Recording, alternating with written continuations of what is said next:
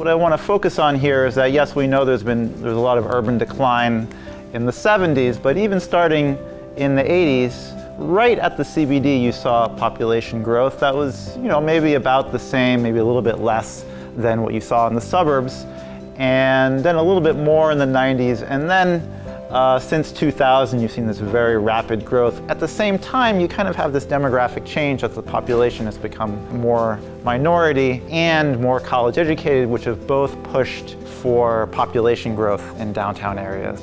There was kind of a stabilization of downtown employment declines that were occurring before 2000, and that was particularly important for incentivizing the sort of less educated whites to stop leaving. The improving labor market opportunities did help staunch the outflow of the less than college whites only, but only for that group. Maybe it's one of the components of downtown changes, turnarounds of downtown, but I wouldn't say it's the main component. This is just another contribution of what Nate does. USC is capitalizing on this right now. Folks, a couple of things I see at USC. We've spent $1 billion on this university village. I don't know if you've walked around it.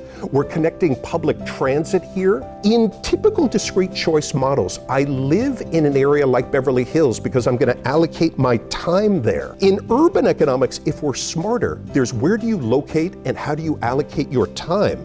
But how you allocate your time, folks, is a complicated function. How are you setting up your life when you finish your schooling? If home prices are rising in these city centers, can people live in close proximity and double and triple up?